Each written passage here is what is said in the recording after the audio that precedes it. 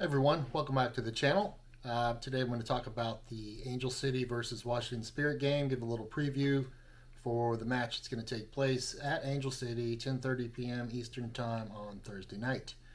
And I think what we have here is a bit of an interesting match and setup for the neutrals, but here we are with Angel City, about 3 points out of a playoff spot, and they always have a great home crowd, but they're up against a Washington Spirit team that's been excellent on the road and is finding their groove right now. The Spirit, after a very good defensive display against KC, are starting to feel like an inevitability, whereas Angel City is sinking like the Titanic, basically.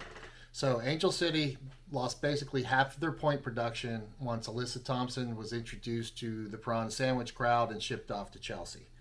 Okay, and now it's falling all on Riley Tiernan's capable yet lonely shoulders to make up that goal difference. Okay, and Riley has 8 goals on the season and an assist or two, but Alyssa Thompson made up almost the same amount, and now that production is gone.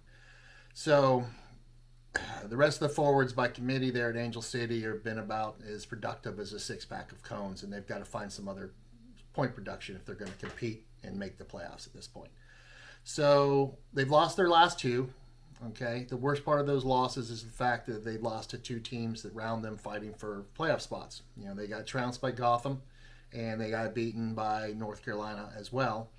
And they needed those points, and they're not getting them back. So they need points on Thursday, and I don't think they're going to get them. Okay, in fact, I think they're going to miss the playoffs due to the strength of schedule in the remaining games. Okay, they have Washington Spirit, Thursday night, and if they still have KC to play, I don't think they're playing a team below them in the standings, and they're going to be finding themselves lower and lower as the weeks go by here if they don't get some points, and I just don't see it happening.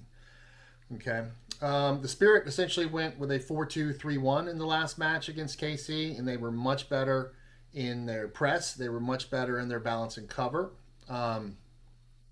Mickey Owen was outstanding in the back, and she received Player of the Match honors as she should. I think Esme was thriving back there in the 4-back system, playing alongside Mickey Owen, and Carl was also much better, which was good to see. And their block was actually blocking instead of just standing there like a bunch of pylons. Okay, Hirschfeld was her usual quality, and she unjustly got her first card. I still think that was BS, but the second one was deserved. But unfortunately, she'll be out this match, and I'm very curious to see how they replace such an indispensable player in their midfield. We all know she just covers so much ground, and it's so beneficial to the team to have that anchor in there. So I'd like to know what you guys think they're going to do ahead of this. Leave a comment below. Give me your thoughts on that, because I don't think they have an equal to Hirschfeld on that roster. I think it takes two players to cover the same ground she does. She just does so much that goes unnoticed unless you're seeing the overhead picture a lot of times. Okay. But in the end, I think the Spirit handled this match just fine. I think they're going to come out at least 2-0 winners. And they're just too much for Angel City to handle right now. And the Spirit, they're on a mission to secure second place as soon as possible. They know that the Shield's gone, but that's not the important part. Secure second and go from there. And right now, they have no time for mediocre teams in their way. And unfortunately, Angel City is basically a mediocre team right now. And that could change, week to week in NWSL with the way their crazy signings happen and 3 months after the deadline, that kind of thing. But the Spirit are going to want to dispatch them quickly and early and be done with it. The sooner they have locked up second place, the sooner they can rest and experiment for the playoffs. So for this match, though, I'd like to see Rodman go another 90 if possible, or close to it. They don't have to play her the whole game, especially if they get a blowout somehow. But I'd like to see Cantore on the score sheet again with either a goal or an assist. She's outstanding, but she hasn't quite fully gelled, as I'm sure you would agree, with the team yet. Not that she hasn't displayed some serious quality, if you look back. And I'm sure every team wishes they had that problem, to fit Cantore into your team and get her perfectly gelled.